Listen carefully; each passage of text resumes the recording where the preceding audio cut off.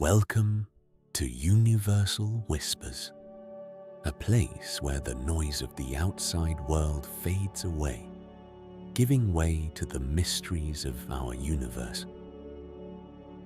Before a single fence post had ever been driven into the soil of the American plains, the open range stretched on for what felt like forever. Hundreds of unbroken miles of grass bending gently beneath an enormous sky. A cowboy setting out at dawn might ride for an entire day, then another and another, without ever crossing a fence line, a town, or even another rider.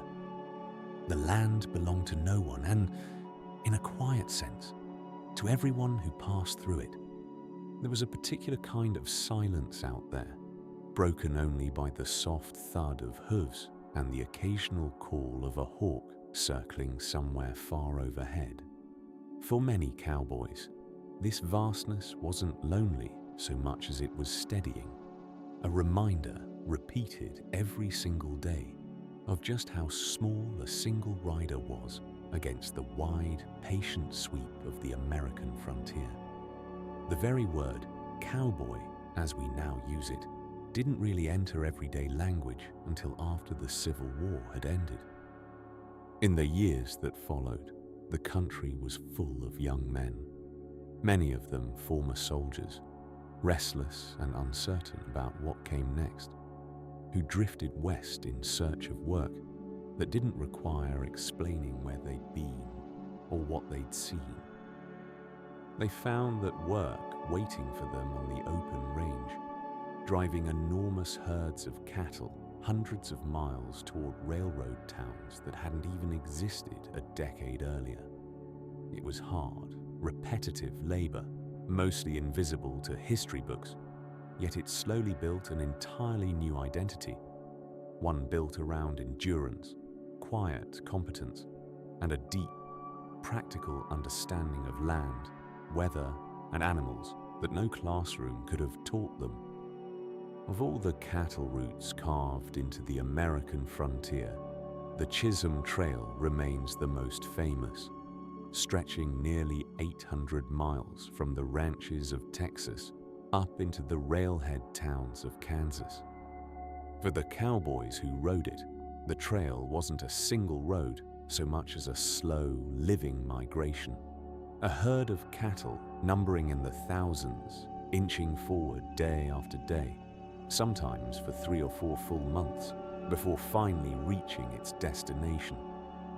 Along the way, the crew faced swollen rivers, sudden storms, and the constant, quiet vigilance required to keep a nervous herd from scattering. Yet for all its hardship, the Chisholm Trail also represented something larger. It was one of the arteries connecting the ranching economy of the South to the growing markets of the East, in a country still rebuilding itself after the war. Despite the lone rider image, so often painted by film and legend, a typical cattle drive depended entirely on a coordinated team working in quiet harmony day after day. There was a trail boss who carried the weight of every decision about pace, water, and weather, a cook, often the most respected man in camp, despite never touching a rope, and a handful of riders who rotated through long shifts, some leading the herd, others trailing far behind to catch strays. Each man understood his place in this slow-moving machine, and the rhythm rarely changed from one week to the next. Wake before dawn, ride through the heat of the day, settle the herd by dusk, and begin again. It was less an adventure than a discipline, repeated for weeks or months at a stretch, the kind of steady, unglamorous teamwork that rarely made it into the stories told afterward.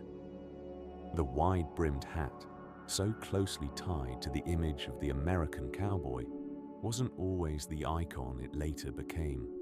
It was John B. Stetson, a hat maker who founded his company in the 1860s, who designed a hat sturdy enough to survive the punishing conditions of frontier life. heavy enough to block the relentless sun, tightly woven enough to shed a sudden rainstorm, and broad enough to shield a rider's eyes from blowing dust on a long, dry afternoon. Cowboys quickly adopted it not for fashion but for sheer practicality, and the hat became something close to a second skin, shaped over years by sweat, weather, and the particular bend of its owner's hands. By the time photographs and dime novels began circulating its image nationwide, the hat had already quietly proven itself many times over on the open range. At the end of a long day's ride, when the herd had finally settled and the light was fading into deep orange, the chuck wagon became the true center of camp. It carried everything a crew needed to survive weeks on the trail. Sacks of flour, dried beans, salted bacon. It seems almost too small a thing to have ended an entire era, but barbed wire, patented in 1874, did exactly that. Before its invention, fencing in vast stretches of open prairie had been prohibitively expensive, wood was scarce, and stone walls impractical across such enormous distances. Barbed wire changed the math entirely. Cheap, simple to produce, and effective enough to keep cattle contained without constant herding. Homesteaders fenced off their land plot by plot, and almost without anyone fully realizing it at the time, the endless, unbroken open range that had defined frontier ranching for decades began to disappear, replaced by the patchwork of fenced fields and property lines that still defines much of the rural American West today. Towns like Dodge City and Abilene seem to rise out of the empty prairie almost overnight, built for one purpose above all others: connecting the cattle of Texas to the railroads that could carry them east. Before the rails arrived, ranchers had no fast or reliable way to get their herds to market. But once a railhead was established, these small outposts exploded with activity each cattle season. Stockyards filled with bawling cattle, hotels and saloons crowded with trail-weary cowboys finally paid after months on the trail, and merchants eager to sell anything a tired rider might want. For a few intense months each year, these quiet little towns became some of the busiest, most chaotic places on the entire frontier, before settling back into stillness once the cattle season ended. A saloon on the frontier was rarely just a place to drink, however central that role might have been. In towns that often had little else in the way of public buildings, the saloon quietly absorbed almost every other civic function imaginable. It served as an informal bank where a rancher might cash a check, a meeting hall where local disputes were settled over a drink, a post office where mail occasionally changed hands, and sometimes, when no proper courthouse existed yet, even a makeshift courtroom. The long wooden bar and scattered tables saw everything from quiet card games to loud arguments. But more often than legend suggests, the atmosphere was simply tired men resting, trading news, and making plans for tomorrow. Many frontier lawmen operated under an arrangement that seems strange by modern standards. Rather than a fixed salary, sheriffs and town marshals were often paid a share of the fines they personally collected from those they arrested. This created a curious incentive structure where keeping order wasn't purely about principle, but also quite directly about income. A sheriff with an empty jail might also have an empty pocket, which meant the line between civic duty and personal survival blurred more than most popular stories about frontier justice ever acknowledge.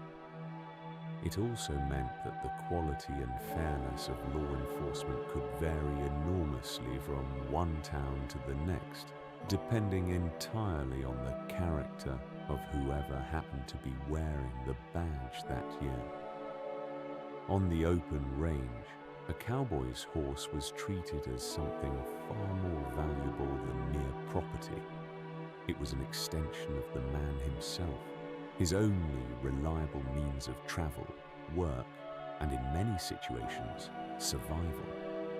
Because of this, stealing a horse was often regarded as a far graver offense than stealing cattle, even when the cattle were worth considerably more money. In many frontier territories, horse theft carried harsher punishments precisely because leaving a man without his horse, often far from any town, could be tantamount to leaving him stranded and vulnerable. This unusual hierarchy of crime reveals something quiet but important about frontier values. Practicality and survival often outweighed simple economic logic. With no electric light glowing anywhere for hundreds of miles in any direction, the night sky over the open plains would have looked almost unbelievably vivid by modern standards, a thick, uninterrupted river of stars stretching from one horizon to the other. Cowboys, out of simple necessity, learned to read this sky the way a sailor might read the sea, using the North Star and other familiar constellations to keep their bearings during long night watches over a sleeping herd. There was no formal lesson in this. It was knowledge passed quietly from one rider to the next, absorbed slowly over countless nights, spent staring upward while cattle shifted and settled somewhere nearby in the darkness. Though it operated for less than 2 short years before the telegraph rendered it obsolete, the Pony Express became one of the most legendary operations of the entire frontier era. Young riders, chosen as much for their lightweight as their riding skill, relayed mail across nearly 2,000 miles of brutal terrain, deserts, mountains and rivers, passing letters from one exhausted horse and rider to the next at remote relay stations along the route. It seems almost too small a thing to have ended an entire era, but barbed wire, patented in 1874, did exactly that. Before its invention, fencing in vast stretches of open prairie had been prohibitively expensive, wood was scarce, and stone walls impractical across such enormous distances. Barbed wire changed the math entirely. Cheap, simple to produce, and effective enough to keep cattle contained without constant herding. Homesteaders fenced off their land plot by plot, and almost without anyone fully realizing it at the time, the endless, unbroken open range that had defined frontier ranching for decades began to disappear, replaced by the patchwork of fenced fields and property lines that still defines much of the rural American West today. Towns like Dodge City and Abilene seem to rise out of the empty prairie almost overnight, built for one purpose above all others: connecting the cattle of Texas to the railroads that could carry them east. Before the rails arrived, ranchers had no fast or reliable way to ship their herds to market. But once a railhead was established, these small outposts exploded with activity each cattle season. Stockyards filled with bawling cattle, hotels and saloons crowded with trail-weary cowboys finely paid after months on the trail, and merchants eager to sell anything a tired rider might want.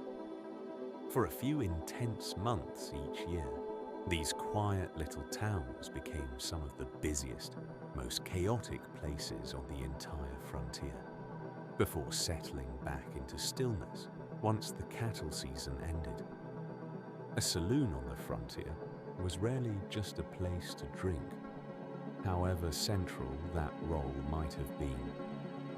In towns that often had little else in the way of public buildings, the saloon quietly absorbed almost every other civic function imaginable.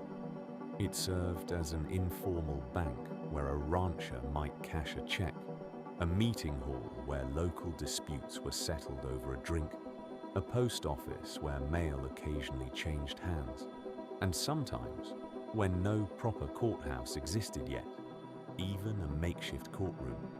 The long wooden bar and scattered tables saw everything from quiet card games to loud arguments. But more often than legend suggests, the atmosphere was simply tired men resting, trading news, and making plans for tomorrow. Many frontier lawmen operated under an arrangement that seemed strange by modern standards. Rather than a fixed salary, sheriffs and town marshals were often paid a share of the fines they personally collected from those they arrested. This created a curious incentive structure, where keeping order wasn't purely about principle, but also, quite directly, about income. A sheriff with an empty jail might also have an empty pocket, which meant the line between civic duty and personal survival blurred more than most popular stories about frontier justice ever acknowledge. It also meant that the quality and fairness of law enforcement could vary enormously from one town to the next, depending entirely on the character of whoever happened to be wearing the badge that year. On the open range, a cowboy's horse was treated as something far more valuable than mere property. It was an extension of the man himself, his only reliable means of travel, work, and in many situations, survival. Because of this, stealing a horse was often regarded as a far graver offense than stealing cattle, even when the cattle were worth considerably more money. In many frontier territories, horse theft carried harsher punishments, precisely because leaving a man without his horse, often far from any town, could be tantamount to leaving him stranded and vulnerable. This unusual hierarchy of crime reveals something quiet but important about frontier values. Practicality and survival often outweighed simple economic logic. With no electric light glowing anywhere for hundreds of miles in any direction, the night sky over the open plains would have looked almost unbelievably vivid by modern standards. A thick, uninterrupted river of stars stretching from one horizon to the other. Cowboys, out of simple necessity, learned to read this sky the way a sailor might read the sea, using the North Star and other familiar constellations to keep their bearings during long night watches over a sleeping herd. There was no formal lesson in this.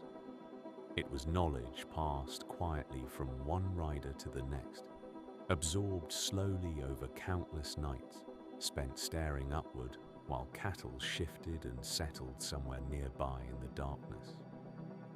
Though it operated for less than 2 short years before the telegraph rendered it obsolete, the Pony Express became one of the most legendary operations of the entire frontier era. Young riders, chosen as much for their lightweight as their riding skill, relayed mail across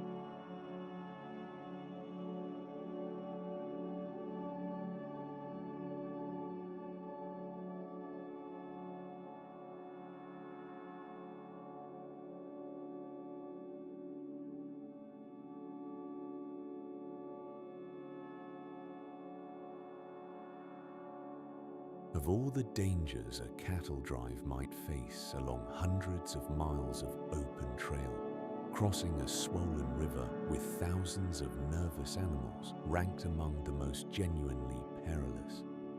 Cattle could panic in deep or fast-moving water, sometimes drowning or scattering the herd across both banks in chaos. A careful trail boss would often ride the crossing alone first, testing the depth and current before risking the herd, searching for the safest possible path across. Even with every precaution taken, river crossings could still claim animals, equipment, or occasionally a rider, and the relief once an entire herd had safely reached the opposite shore was, by every account, considerable. The distinctive high heel of a classic cowboy boot wasn't originally a fashion statement at all, but a practical design solution born directly from the demands of ranch work. A taller heel helped anchor a rider's foot securely in the stirrup, preventing it from slipping through entirely during a sudden gallop or an unexpected stop. A small detail, but one that could mean the difference between staying mounted and being dragged. The narrow, pointed toe served a similar purpose, making it easier to find and slip into the stirrup quickly without looking down. Over time, what began as pure utility slowly accumulated decorative stitching, colored leather, and personal flourishes, until the boot became as much a symbol of frontier identity as it was a working tool. The simple square of cloth tied loosely around a cowboy's neck did far more work than its modest appearance might suggest.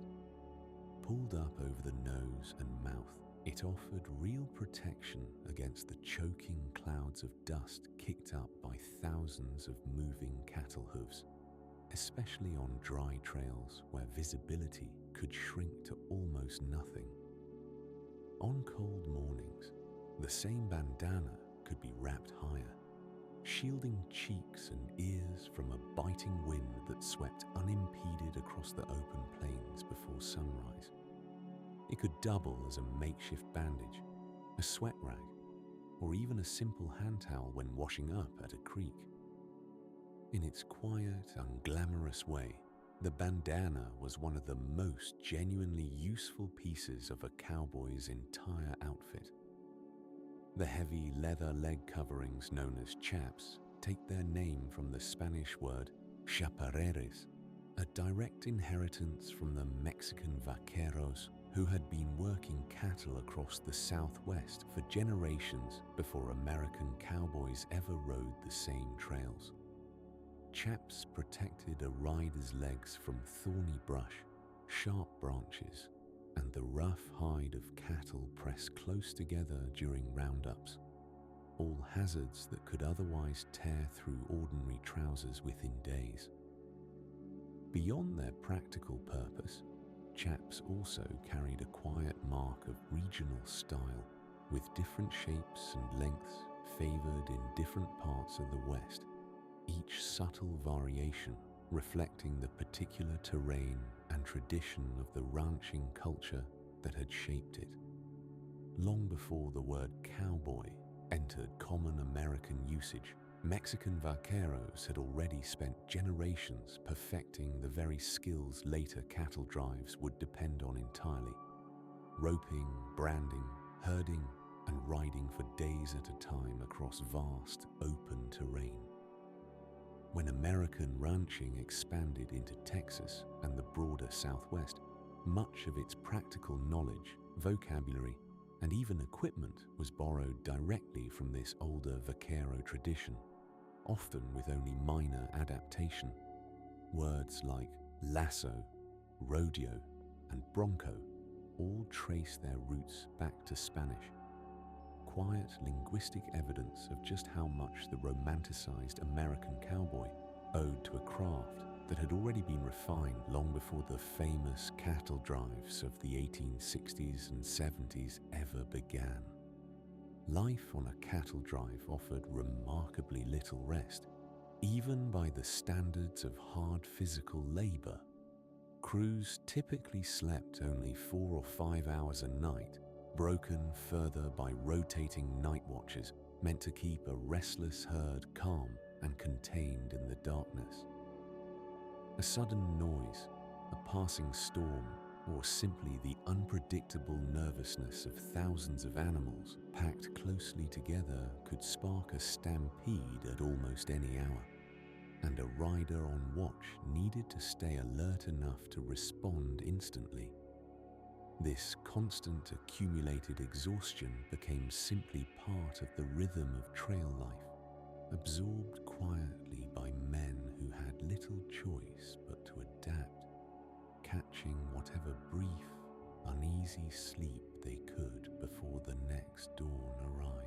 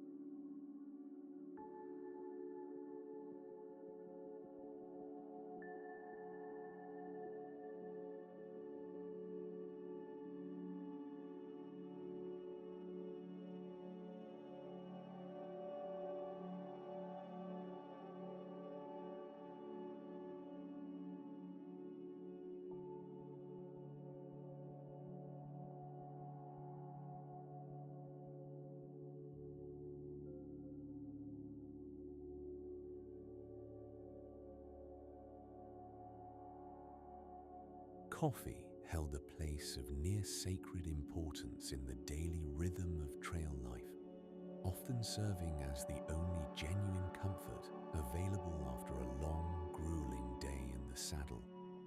A cattle drive crew might judge their cook almost entirely by the strength and quality of his brew, and some recipes were notoriously strong enough to be only half-jokingly nicknamed trail mud or worse.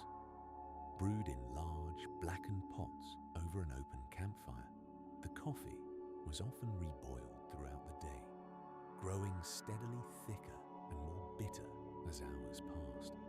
For exhausted riders waking before dawn to the smell of that same strong coffee drifting across camp, it represented something simple but essential, a brief, warming ritual before another long day on the open trail.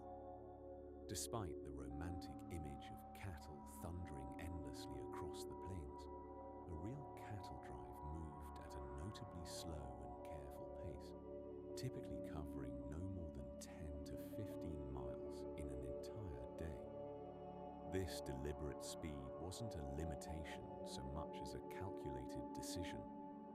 Pushing cattle too hard or too fast risked exhausting the herd, causing animals to lose valuable weight before reaching market or triggering dangerous stampedes born from stress and fatigue.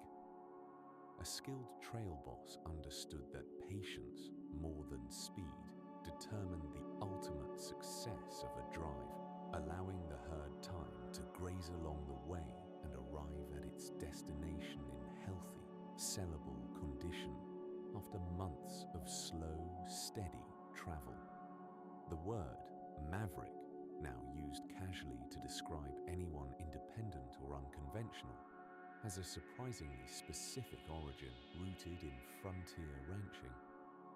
It traces back to Samuel Maverick, a Texas rancher who, according to popular legend, was notably lax about branding his cattle, leaving many of his animals to wander unmarked across the open range. Any unbranded calf discovered loose on the prairie eventually came to be called a maverick in his honor, regardless of whose herd it may have actually belonged to. Over time, the word slowly drifted away from cattle entirely, evolving into the broader, more figurative meaning still used today.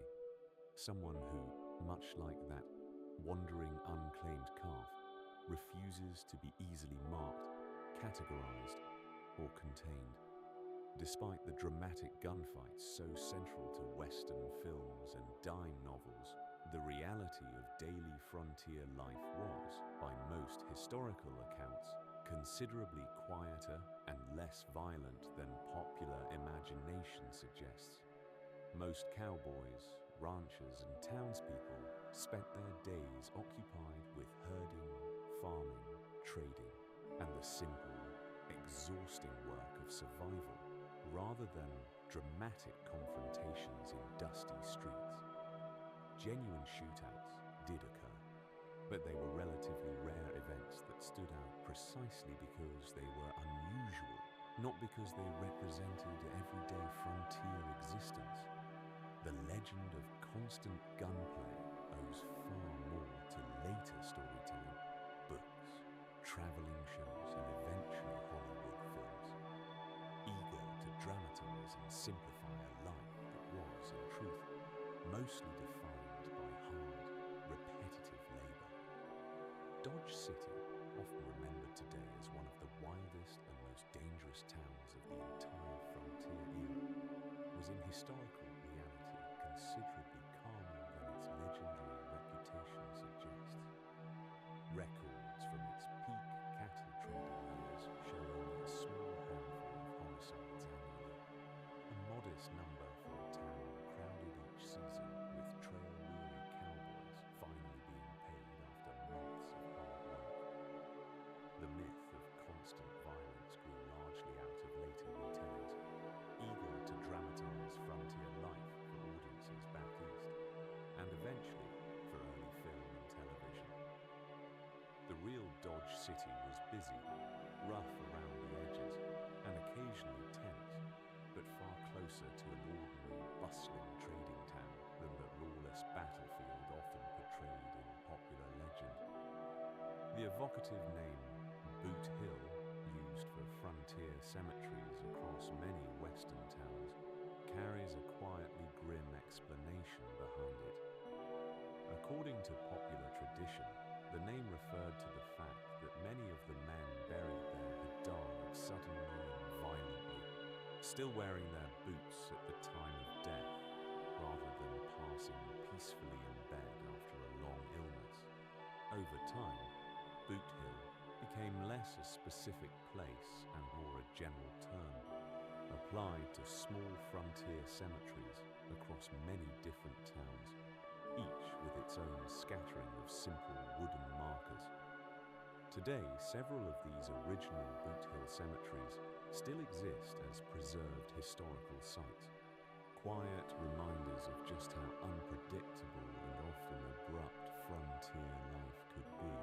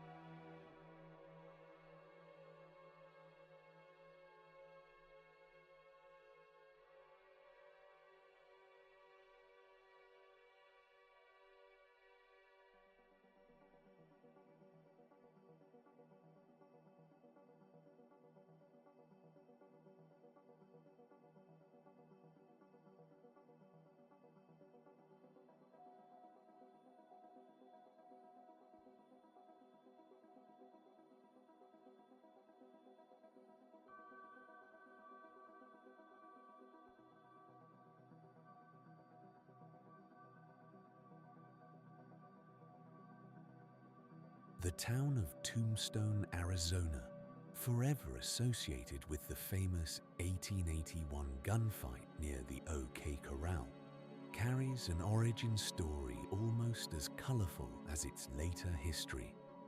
According to popular legend, prospector Ed Schieffelin was warned by skeptical soldiers that the only thing he'd find while searching for silver in such dangerous, unforgiving territory was his own tombstone. Rather than being discouraged, Schieffelin kept the grim warning in mind, and when he eventually struck a rich vein of silver, he named his new settlement Tombstone in defiant, wry acknowledgement of the warning he'd ignored. The town that grew up around his discovery would, within just a few years, become one of the most famous and most mythologized locations of the entire Old West. In many of the earliest frontier towns, there simply was no permanent law enforcement at all, at least not in any formal sense recognizable today. Instead, communities relied on informal arrangements, vigilance committees, elected town councils, or simply respected local figures who stepped in to settle disputes as they arose. This loose, improvised system worked reasonably well in smaller, close-knit settlements, where reputation and social pressure often carried more weight than any official badge. As towns grew larger and wealthier, particularly once railroads and cattle markets brought greater traffic and money through, more formal positions like sheriff or town marshal gradually became necessary, replacing the earlier, more informal arrangements that had served frontier communities in their first, quieter years. The iconic image of a lone gunslinger striding silently into town, ready for a dramatic showdown, owes far more to dime novels and early Western films than to genuine frontier history. In reality, most lawmen relied heavily on negotiation, reputation, and the simple, practical threat of jail time to keep order, reserving drawn weapons for only the rarest and most serious situations. A sheriff's effectiveness often depended less on his skill with a pistol and more on his ability to talk down a tense situation before it ever escalated that far. The dramatic, cinematic version of frontier justice, while undeniably compelling as storytelling, represents a heavily simplified and exaggerated version of a system that was, in practice, far more mundane and far less violent. Calamity Jane, one of the most famous and colorful women associated with the American frontier, lived a life considerably more varied than her legendary nickname might suggest. Over the years, she worked as a scout for the army, a nurse during outbreaks of illness in frontier towns, and later as an entertainer, performing for audiences eager to hear tales of her own adventurous life. Her exact biography remains tangled in legend, partly because she herself contributed enthusiastically to her own mythology during public performances and interviews. Regardless of where fact ends and embellishment begins, Calamity Jane became, in her own lifetime, a celebrated symbol of frontier independence and resilience, particularly remarkable in an era that offered women few such public roles. Annie Oakley, born Phoebe Ann Mosey, rose from a difficult rural childhood to become one of the most celebrated sharpshooters in American history.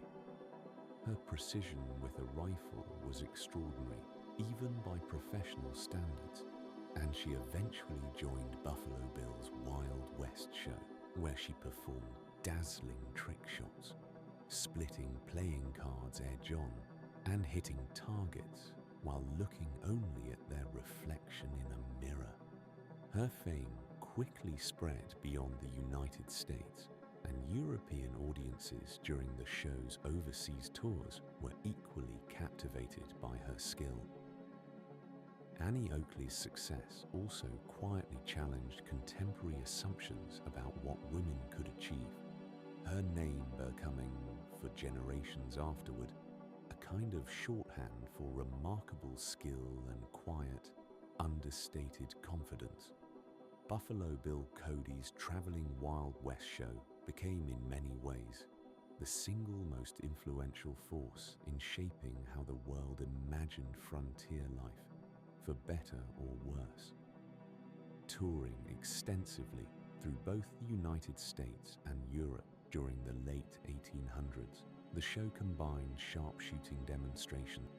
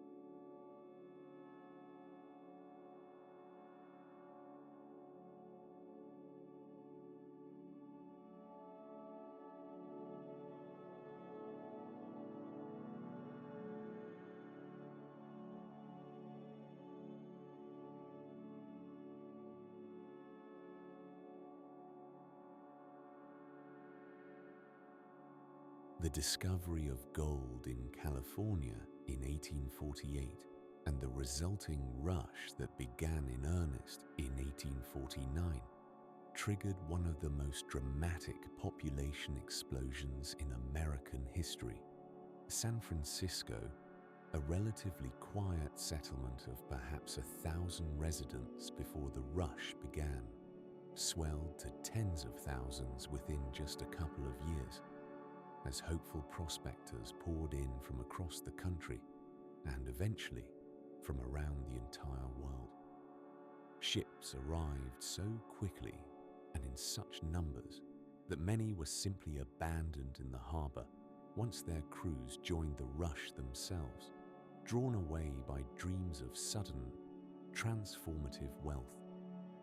The frantic, chaotic energy of those early gold rush years helped shape California's identity for generations to come.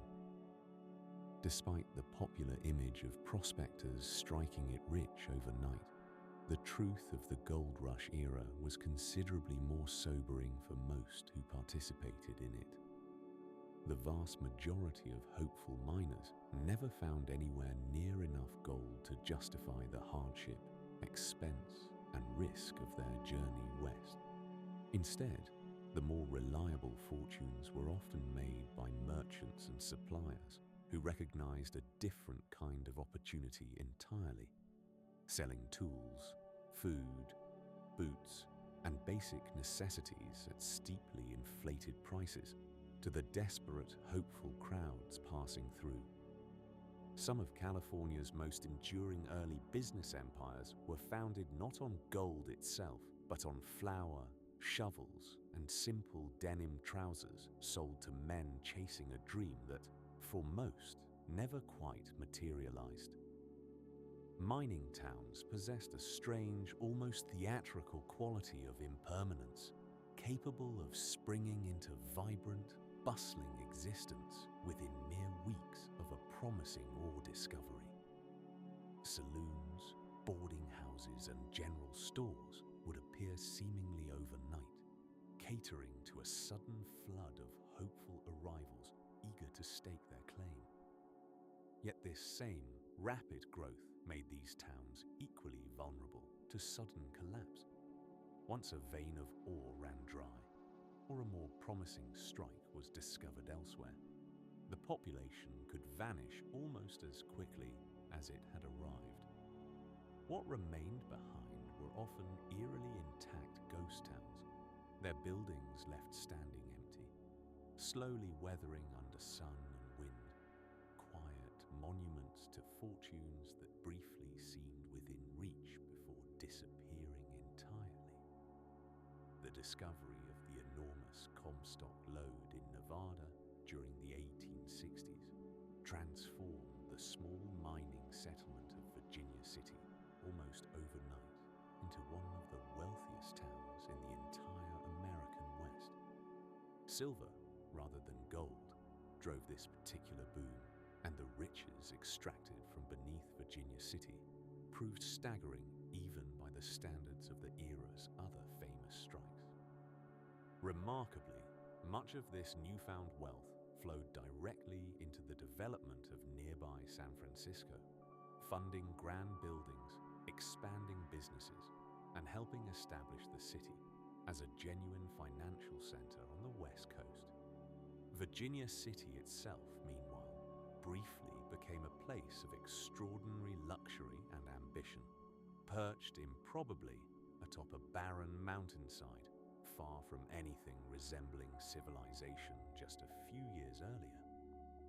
For all the dramatic stories surrounding the gold rush, the actual daily work of panning for gold was almost numbingly slow, repetitive, and physically uncomfortable. A prospector would crouch for hours beside an icy mountain stream, swirling gravel and water carefully in a shallow pan, hoping the heavier gold flecks would settle visibly at the bottom while lighter sediment washed gently away over the rim. Most days yielded only the faintest traces of gold dust, barely enough to justify the effort, let alone the months of difficult travel that had brought a prospector to that particular stretch of water in the first place. This slow, often disappointing reality stood in sharp contrast to the dramatic tales of overnight fortune that drew so many westward in the first place. The Homestead Act of 1862 represented one of the most significant pieces of legislation shaping westward settlement, offering up to 168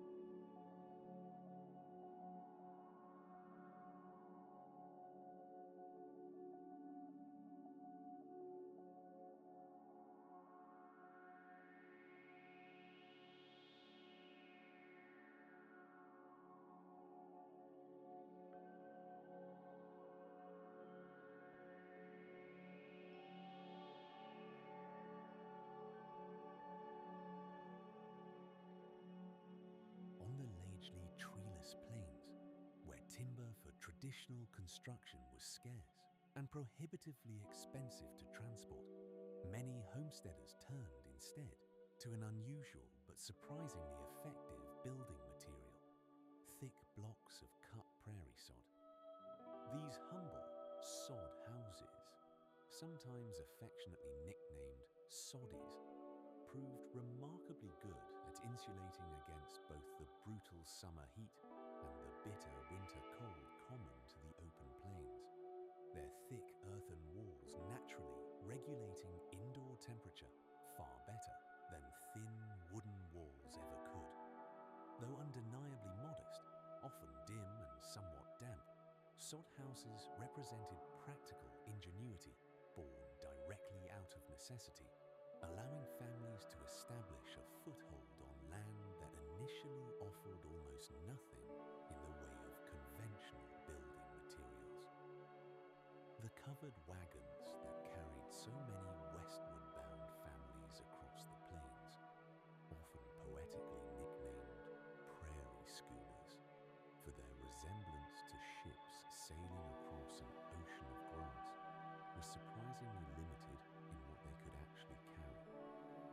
A fully loaded wagon could typically transport no more than around 2,000 pounds of supplies, meaning every single item brought along: tools, seeds, clothing, food, and perhaps a few cherished family possessions had to be carefully and deliberately chosen.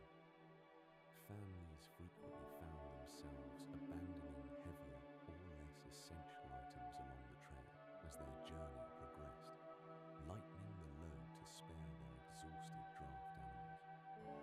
This strict, unforgiving limit shaped not just what people carried west, but in many quiet ways, what they ultimately chose to value and preserve.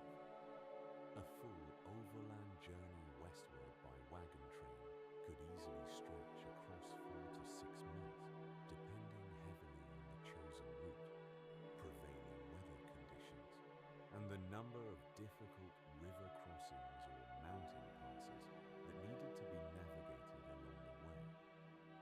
Families traveling together formed wagon trains partly for safety and partly for the practical, mutual support such companionship provided during such an exhausting, uncertain undertaking.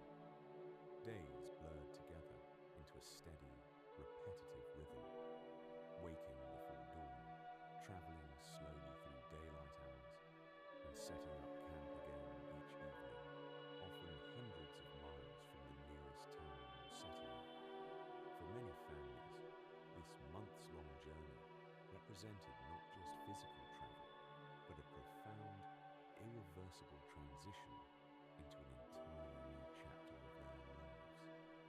The completion of the Transcontinental Railroad in 1869, marked by the famous ceremonial joining of tracks at Promontory Summit, Utah, represented one of the most transformative engineering achievements of the entire 19th century.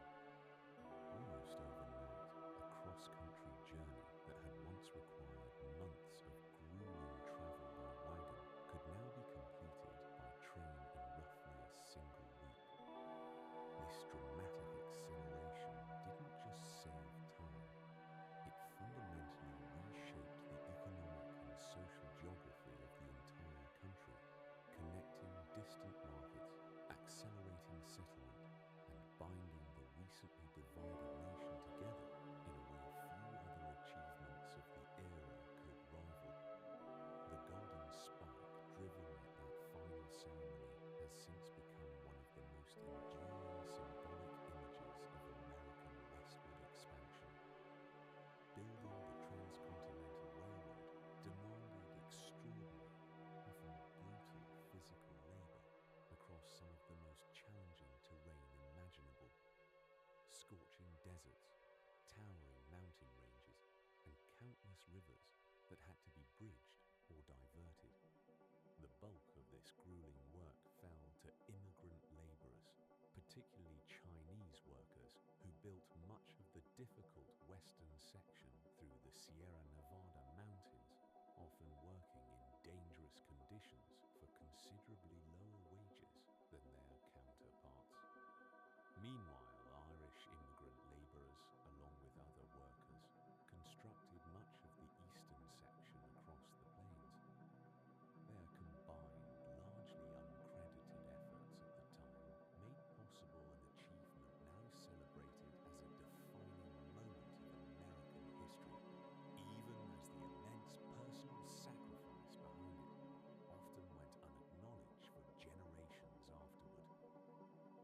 Once railroad lines finally pushed their way into frontier territory, the towns lucky enough to sit directly along these new routes often experienced explosive, almost dizzying growth within just a few short years. Suddenly, ranchers and farmers had a fast, reliable way to move cattle, grain, and other goods toward distant eastern markets.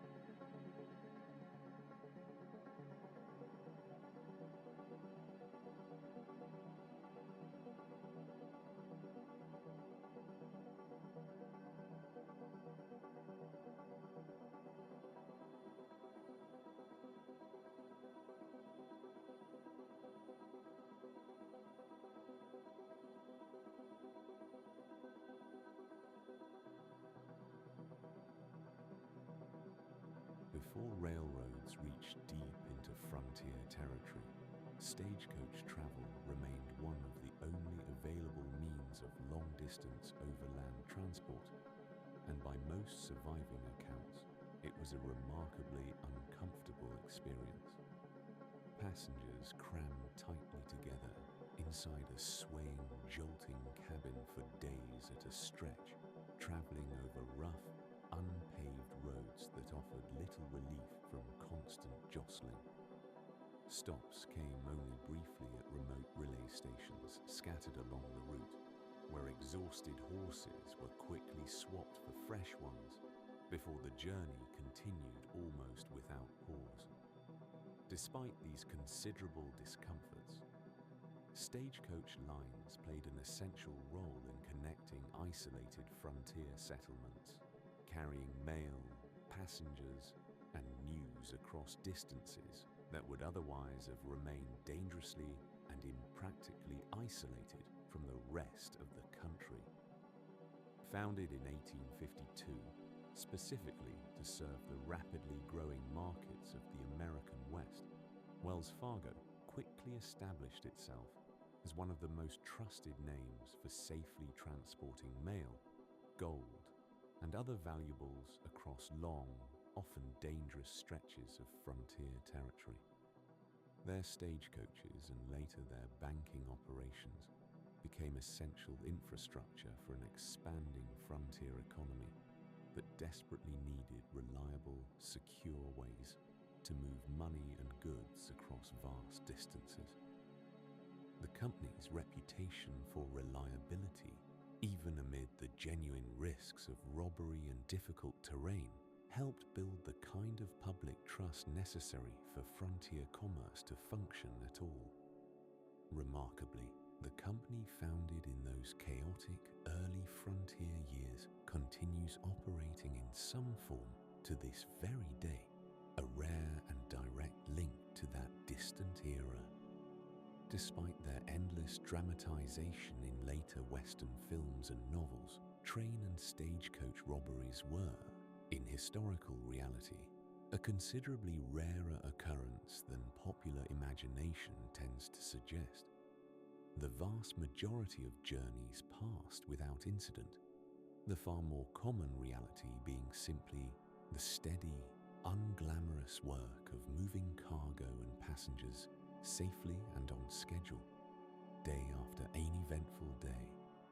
When robberies did occur, they often captured outsized public attention precisely because of their rarity and drama, generating sensational newspaper coverage that helped cement their place in popular legend. This pattern, a handful of dramatic, well-documented incidents shaping public perception far more than the much larger volume of mundane, uneventful daily operations, would repeat itself again and again throughout frontier history. The telegraph reached many remote frontier towns considerably earlier than the railroad itself, fundamentally transforming how quickly information could travel across vast, otherwise isolating distances. News that might once have taken weeks to arrive by horse or wagon could now be transmitted in mere minutes, connecting distant settlements to events happening hundreds or even thousands of miles away almost instantly. This rapid communication network proved invaluable for businesses, government officials, and ordinary settlers alike, allowing decisions, warnings, and personal messages to travel at a speed previously unimaginable on the frontier. In many ways, the telegraph quietly laid the groundwork for the kind of interconnected, rapidly communicating society that would eventually follow, years before the railroad finished, physically tying the country together. The wild mustangs that roamed so freely across much of the American West traced their ancestry back to horses originally brought over by Spanish colonizers centuries earlier, some of which escaped or were released, and gradually formed wild, self-sustaining herds across the open plains and deserts. Over many generations, these horses adapted remarkably well to the harsh, unpredictable conditions of their new environment, developing the hardiness and endurance that later made them so valuable to cowboys seeking working ranch horses. Capturing and taming a wild mustang required considerable skill and patience, but the resulting animals often proved exceptionally tough and reliable, well suited to the grueling demands of long cattle drives and daily ranch work across difficult, varied terrain.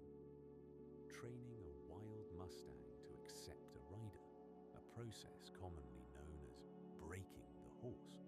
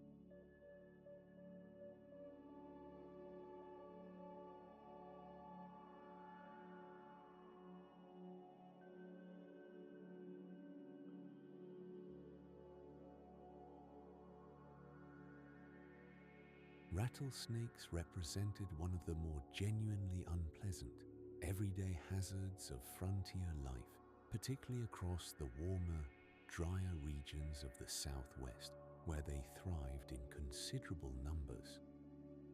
Many cowboys developed the simple, practical habit of carefully checking their boots each morning before putting them on.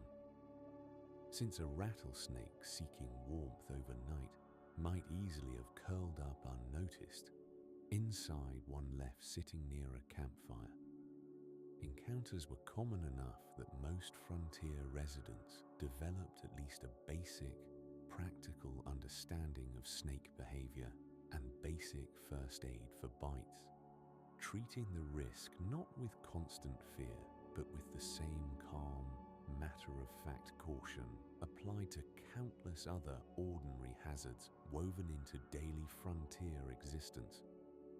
Despite their unassuming small size, prairie dogs constructed remarkably extensive underground colonies, often called towns by settlers who marveled at their scale, sometimes stretching for miles and housing many thousands of individual animals within a single interconnected network of burrows. These colonies played a genuinely important ecological role, their extensive digging, aerating soil, and their presence supporting numerous other species that depended on them, directly or indirectly, for survival. Travelers crossing the plains often encountered these sprawling prairie dog towns with a mixture of curiosity and mild annoyance, since unwary horses occasionally stumbled into hidden burrow entrances scattered across otherwise unremarkable-looking grassland, turning an ordinary afternoon ride into an unexpectedly hazardous obstacle course. Tumbleweeds, now perhaps the single most iconic visual symbol of the American West, carry a surprisingly ironic secret. They aren't native to the region at all. Most tumbleweeds found rolling across the plains today are actually Russian thistle, an invasive plant species accidentally introduced from Eurasia sometime in the late 1800s, likely arriving mixed in with imported crop seeds. Once established, the plant spread with remarkable speed across the open landscape, its dried, rootless husks eventually becoming so visually associated with the frontier that they appeared in countless films and photographs meant to evoke authentic, timeless Western imagery. The reality, quietly amusing in hindsight, is that one of the West's most recognizable symbols arrived almost entirely by accident. Wild turkeys, deer, and pronghorn antelope provided welcome, valuable sources of fresh meat for travelers and settlers alike, offering a much-needed break from the otherwise monotonous, heavily preserved diet that dominated most frontier meals. Salted pork and dried beans form the steady backbone of daily eating for many cowboys and homesteaders, foods chosen specifically for their ability to survive long journeys without refrigeration. A successful hunt bringing fresh meat back to camp was treated as a genuine occasion worth celebrating, offering both nutritional variety and a brief, welcome change from the repetitive, practical meals that otherwise define frontier cuisine across most ordinary days on the trail or homestead. A typical cowboy's daily meal on the trail followed a simple, predictable, and rather repetitive pattern. Usually some combination of beans, salted bacon, freshly baked biscuits, and abundant strong coffee, prepared quickly and efficiently by the camp cook using whatever basic provisions the chuck wagon happened to carry. Fresh meat, vegetables, or any genuine variety in flavor were treated as rare, welcome luxuries rather than everyday expectations. Despite its undeniable monotony, this simple diet provided the steady, practical fuel necessary for grueling physical labor stretched across long, demanding days. Many cowboys later recall these simple trail meals, eaten around a flickering campfire beneath an open sky, with surprising fondness, perhaps softened by nostalgia for the simplicity of that demanding but oddly satisfying way of life. Sourdough held particular value in frontier cooking precisely because its living starter culture could be kept alive and usable for months, even years, without any need for refrigeration or commercially produced yeast, both of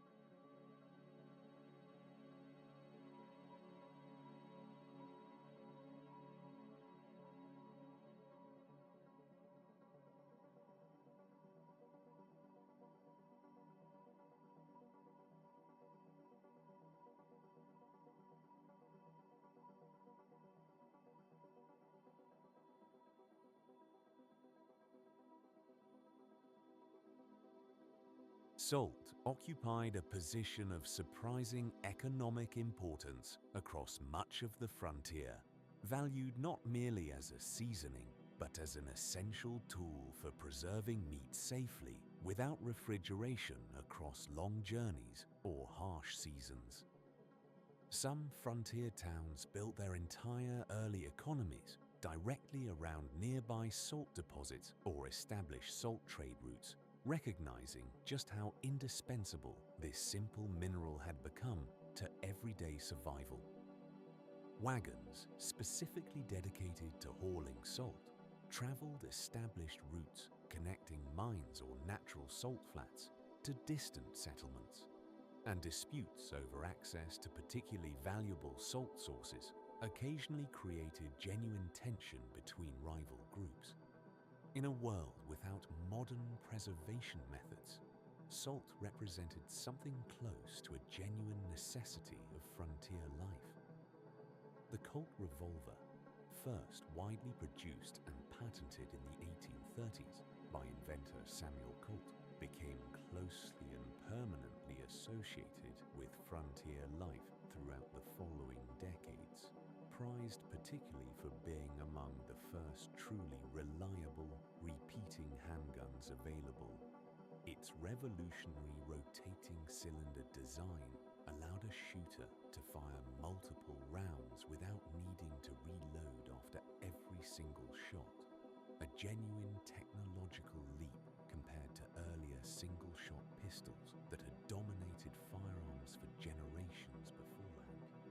While popular imagination often exaggerates how frequently such weapons were actually used in dramatic confrontations, the Colt revolver nonetheless became a practical, widely carried tool for dealing with predators, snakes, and the general unpredictability of frontier life, far from any reliable help. The Winchester rifle, particularly its famous 1873 model, became so widespread among settlers, hunters, and lawmen alike across the frontier that it earned the enduring nickname, the gun that won the West. Its reliable lever-action mechanism allowed for considerably faster, repeated firing compared to many earlier rifle designs, making it genuinely valuable for hunting, self-defense, and general frontier utility, rather than purely dramatic confrontation. The rifle's reputation for dependability under harsh, dusty conditions made it a trusted companion for many who depended on accurate, reliable shooting for their daily survival, whether hunting game for food or simply protecting livestock from predators roaming the surrounding open range. Contrary to the dramatic gunfighter image so dominant in popular Western media, most cowboys who carried a sidearm did so primarily for thoroughly practical, unglamorous reasons, rather than any expectation of dramatic confrontation with other people. Dealing swiftly with a venomous snake encountered along the trail, putting down an injured or suffering animal, or occasionally warding off a predator threatening livestock represented far more common and realistic uses for a frontier handgun than any dramatic standoff. This practical reality, considerably less exciting than its cinematic counterpart, nonetheless reflects the genuinely grounded, utilitarian relationship most frontier residents actually had with their firearms, treating them as tools rather than instruments of constant looming confrontation. Sheriffs in many frontier towns held their positions through local elections rather than any formal appointment process, meaning a lawman's overall effectiveness often depended as heavily on his personal popularity and reputation within the community as it did on any specific formal training in law enforcement. This system produced enormous variation in quality and fairness from one town to the next, entirely dependent on the particular character, temperament, and judgment of whoever happened to win that year's local election. Some elected sheriffs proved remarkably capable and fair-minded, earning genuine community trust over years of service, while others struggled considerably, revealing just how much frontier justice ultimately depended on individual character rather than any consistent, standardized system of training or oversight. The Pinkerton National Detective Agency emerged during this era as one of the most prominent and effective private investigation firms operating across the frontier, frequently hired directly by railroads, banks, and other businesses.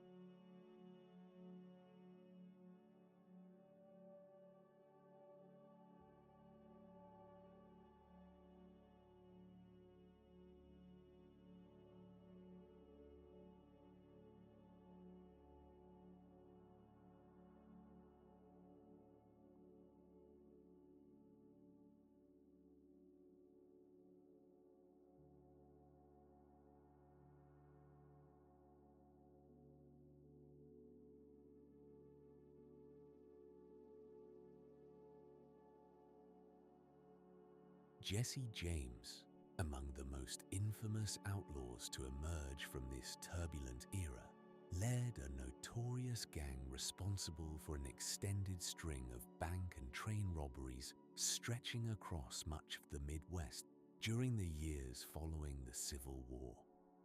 His reputation grew considerably during his own lifetime, fueled partly by sensational newspaper coverage and partly by James's own apparent talent for cultivating a dramatic, almost folk-heroic public image despite his genuinely violent criminal activities. His story ended in 1882 when he was shot and killed by Robert Ford, a member of his own gang reportedly seeking reward money and a pardon. a betrayal that only further cemented James's lasting, complicated legacy within American frontier folklore. Butch Cassidy's notorious Wild Bunch Gang earned a particular reputation not merely for daring train and bank robberies, but for a surprising, almost professional degree of careful advance planning that distinguished them from many other, less organized criminal outfits of the era. Cassidy himself reportedly scouted potential escape routes meticulously, sometimes establishing hidden caches of supplies along anticipated getaway paths well before any robbery actually took place. This methodical approach allowed the gang considerable success evading capture for years, even as law enforcement and private agencies like the Pinkertons pursued them with increasing determination. Eventually, mounting pressure forced Cassidy and his close associate, better known as the Sundance Kid, to flee to South America, where their ultimate fate remains debated by historians to this day. Many individuals later remembered as dramatic frontier outlaws were, upon closer historical examination, often ordinary ranchers, farmers, or laborers who turned to occasional theft or violence during periods of genuine economic hardship, rather than career criminals fitting any dramatic, larger-than-life archetype. Droughts, failed harvests, or sudden economic downturns could push otherwise law-abiding individuals toward desperate, illegal measures simply to survive or protect their struggling families. This more grounded human reality complicates the simplified hero versus villain narrative so common in later popular retellings, suggesting instead a far messier, more sympathetic picture of frontier crime, one rooted as much in genuine economic desperation as in any inherent inclination toward lawlessness or violence. The Johnson County War of 1892 in Wyoming represented one of the most violent and consequential range conflicts of the entire frontier era, pitting large, established cattle ranchers against smaller homesteaders and settlers in a bitter dispute over land, grazing rights, and accusations of cattle theft. Wealthy ranchers, frustrated by what they perceived as encroachment and theft from smaller operations, eventually organized an armed expedition intended to intimidate or eliminate their rivals entirely. The resulting conflict drew national attention and even required federal intervention to ultimately resolve, exposing deep, often violent tensions simmering beneath the surface of frontier ranching economics that rarely made it into more romanticized popular accounts of cowboy life. Range wars across the frontier were, at their core, far more frequently rooted in practical economic disputes, competing claims over fences, water access, and grazing land, than in the simple, dramatic outlaw versus lawman conflicts so often emphasized in popular legend. As land grew increasingly scarce and valuable, particularly following the spread of barbed wire and growing settlement, competition between established ranchers and newer homesteaders intensified considerably, occasionally erupting into genuine, sometimes deadly violence. These conflicts reveal a frontier far more shaped by economic pressure, scarcity, and competing claims to limited resources than by any simple moral struggle between heroes and villains, complicating the more straightforward narratives popular culture has long preferred to tell. Trained medical doctors remained a genuinely rare and valuable resource across much of the frontier, with many small, isolated towns relying instead on midwives, traditional folk remedies, or whatever practical medical knowledge happened to be available locally through experience rather than formal training. A traveling preacher, an experienced rancher's wife, or simply an older settler with accumulated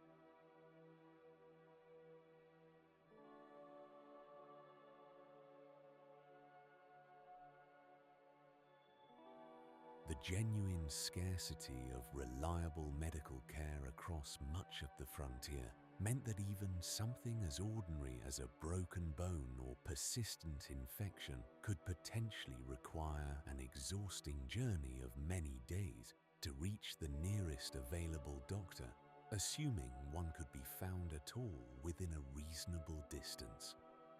Many settlers and cowboys instead relied on whatever basic first aid knowledge they'd accumulated through hard experience, treating injuries and illness with a combination of practical improvisation and simple hope. This harsh reality, rarely emphasized in more romanticized portrayals of frontier adventure, represented one of the genuinely difficult, often frightening aspects of daily life, far from any reliable access to professional medical assistance. Simple one-room schoolhouses dotted the frontier landscape, often serving as the only available educational institution for children scattered across a wide, sparsely populated rural area. A single teacher, frequently young and relatively inexperienced, might be responsible for instructing children ranging across vastly different ages and academic levels, all gathered together within the same modest, often poorly heated room.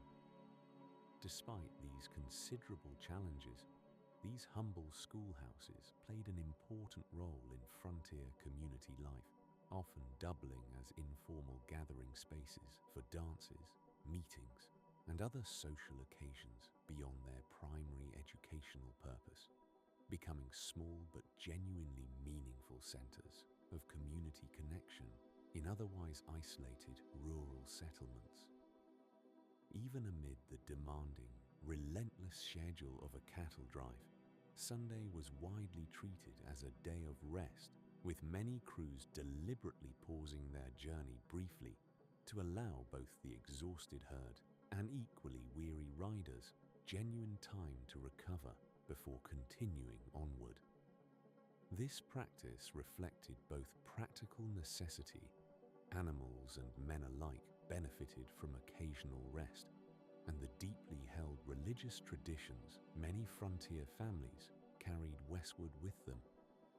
A pause in the relentless daily rhythm of travel offered welcome opportunities for simple maintenance tasks, quiet reflection, or rare moments of genuine relaxation, however brief, before the demanding cycle of herding and riding inevitably resumed again the following morning.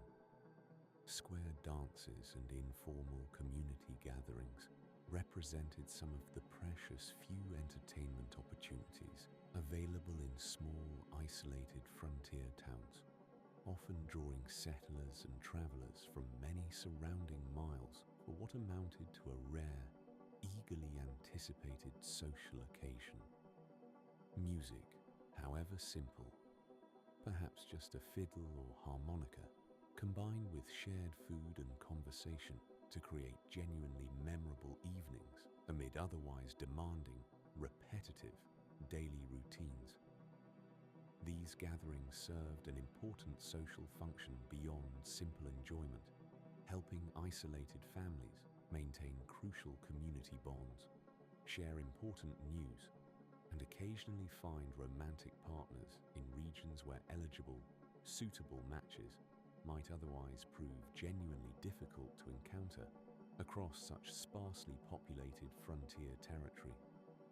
Rodeos developed gradually, almost organically, out of the everyday practical skills cowboys already relied upon constantly during their regular working lives, roping, riding, and herding cattle under often difficult, unpredictable conditions.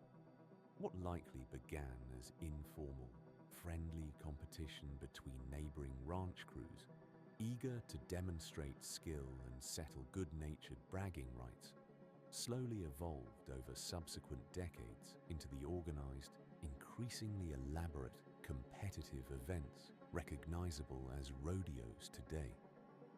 This organic evolution reflects something genuinely characteristic of frontier culture more broadly: practical, everyday skills gradually transforming into cherished tradition and entertainment, preserving and celebrating a particular way of life, even as the original economic and practical.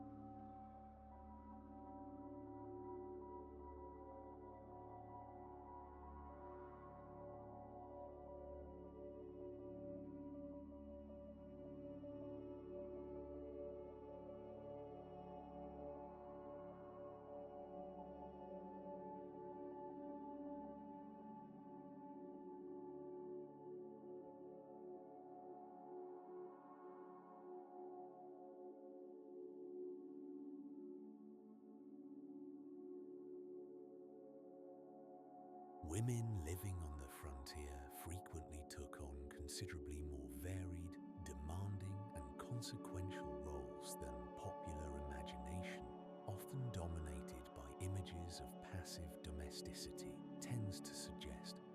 Many women actively managed entire ranches, operated successful independent businesses, or served in important community roles, such as postmasters, all while simultaneously handling the considerable demands of frontier domestic life.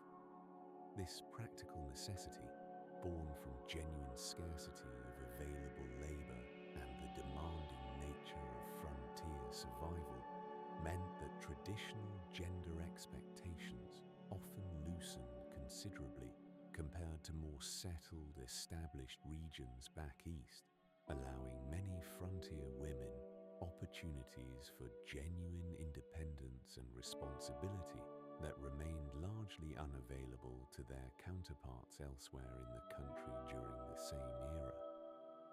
Wyoming Territory made history in 1869 by becoming one of the very first jurisdictions anywhere in the United States to grant women the legal right to vote, decades before such rights became law nationwide following the eventual passage of the 19th Amendment.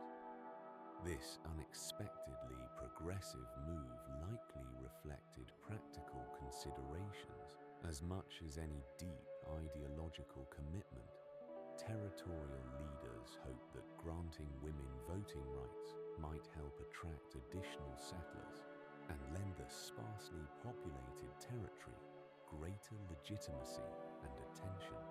Regardless of the underlying motivation, this early action established Wyoming's lasting reputation as a genuine pioneer in women's suffrage, a surprising but genuinely significant historical legacy, emerging from what might otherwise be remembered purely for cattle drives and frontier ranching. The desert regions of the American Southwest were notorious for their dramatic daily temperature swings, with scorching daytime heat frequently giving way to surprisingly cold nights, sometimes dropping 40 degrees or more within just a few hours after sunset. Travelers crossing such terrain needed to prepare carefully for both extremes simultaneously, carrying adequate water and sun protection for blistering daytime heat, while also packing sufficient warm clothing and blankets for genuinely cold desert nights. This dramatic, sometimes disorienting temperature variation caught many unprepared travelers off guard, occasionally proving genuinely dangerous for those who underestimated just how cold a seemingly scorching desert landscape could become once the sun finally disappeared below the horizon. Sudden dust storms could sweep across the open plains with remarkably little advance warning, occasionally reducing visibility so dramatically and so quickly that experienced travelers learned simply to stop wherever they happened to be and wait the storm out, rather than risk becoming dangerously disoriented or lost. These storms, sometimes locally called brownouts for their distinctive, choking, dust-filled appearance, could last anywhere from a few uncomfortable minutes to several genuinely miserable hours, coating everything and everyone in fine, gritty dust that seemed to penetrate clothing, food, and equipment alike. Cattle and horses, sensing the approaching disturbance before humans often noticed anything unusual, sometimes provided an early instinctive warning that an experienced trail crew learned to recognize and respect. Lightning storms sweeping across the vast open plains created a genuinely spectacular natural display, particularly given the complete absence of trees, buildings, or hills to interrupt the wide, unbroken horizon stretching in every direction. Distant lightning could often be observed from extraordinary distances, sometimes illuminating enormous stretches of sky for many miles around, even when the actual storm itself remained safely far away. For cowboys watching over a herd at night, these distant displays offered both genuine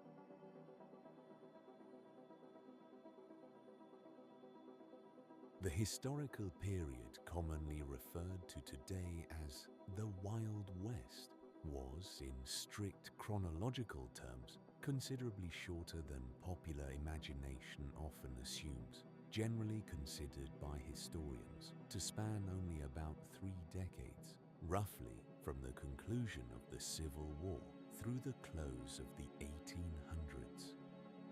Within this relatively brief window, an enormous amount of dramatic social, economic, and technological change occurred, including the great cattle drives, the completion of transcontinental railroads, and the gradual closing of the open range through fencing and increased settlement.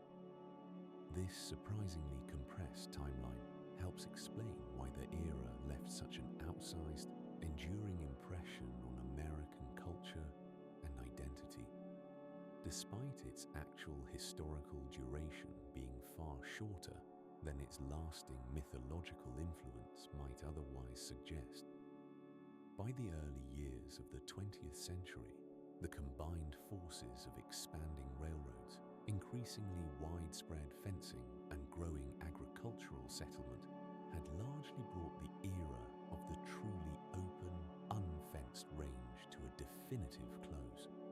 What had once been vast, unbroken stretches of shared grazing land gradually transformed into the more familiar patchwork of individually owned, carefully fenced farms and ranches that continues to define much of the rural American West today.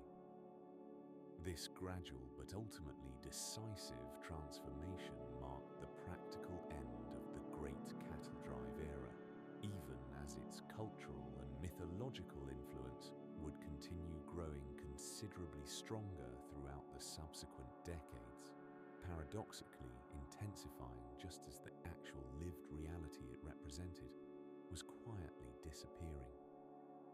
As the great cattle drives gradually faded into history, many former cowboys found themselves adapting to new circumstances, taking up work on increasingly fenced, more settled ranches, joining the earliest organized rodeo circuits as paid performers, or eventually finding employment within the rapidly growing early film industry, which had developed an enormous, enthusiastic appetite for exactly the kind of frontier authenticity these men could genuinely provide. Some former cowboys became sought-after technical advisors or stunt performers, helping shape the very cinematic mythology that would eventually overshadow and simplify the considerably more mundane reality of the working lives they had actually lived. This curious, somewhat ironic transition reflects just how thoroughly frontier reality and popular legend eventually became intertwined. Numerous ghost towns left behind after mining booms went bust or railroad routes shifted unexpectedly elsewhere still dot much of the American West today, their weathered, empty buildings standing in quiet, sun-bleached testimony to once thriving frontier communities that have long since disappeared.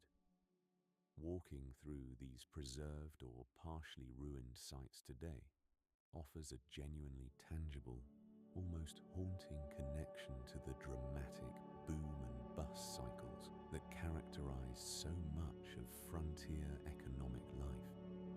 Many such towns have since become protected historical sites or popular tourist attractions, allowing modern visitors a rare, direct glimpse into the physical remnants of communities that, in their own time, briefly burned with intense, short-lived energy before quietly fading back into the surrounding landscape. Many of the original trails, first carved out by cattle drives, wagon trains, and stagecoach routes, eventually evolved gradually into the foundations for early automobile highways, meaning that significant portions of today's modern road network still loosely trace paths first established by men, horses, and wagons more than a century earlier. This quiet continuity, rarely noticed by modern travelers speeding along paved highways in air-conditioned comfort, represents a genuinely fascinating link between the demanding, physically grueling travel of the frontier era and the considerably more comfortable, rapid transportation most people take entirely for granted today. The land itself, in this subtle sense, has continued guiding human movement across generations, regardless of how dramatically the actual mode of travel has changed.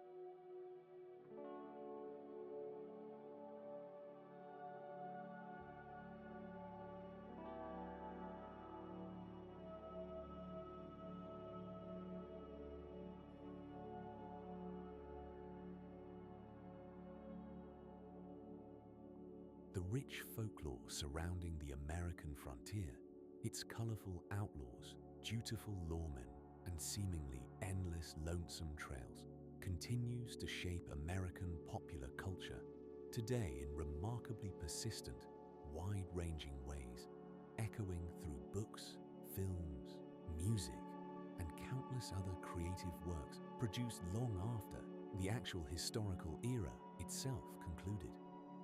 This enduring fascination reflects something deeper than simple nostalgia. It speaks to powerful, persistent themes of independence, resilience, and the open promise of a vast, largely unsettled landscape that continue resonating strongly within American cultural identity. Even now, more than a century after the actual frontier era ended, its mythology remains remarkably alive, continuously reinterpreted and reimagined by each successive generation in its own particular way. Beneath all the dramatic legend and considerable exaggeration that has accumulated around frontier life over the subsequent generations, the actual daily reality experienced by most cowboys and settlers was overwhelmingly defined by patience above almost everything else. Slow, methodical cattle drives, long quiet nights spent beneath an open sky, and the simple, steady rhythm of demanding, often unglamorous physical labor, repeated faithfully day after day. This quieter, considerably less dramatic truth rarely makes for particularly exciting storytelling, which perhaps explains why popular culture has so consistently favored more sensational, action-filled interpretations of frontier life. Yet this patient, steady reality represents the genuine, lived foundation upon which all the later legend and mythology eventually came to be built. The profound, distinctive silence of the open range, interrupted only occasionally by wind moving gently through tall grass, the rhythmic sound of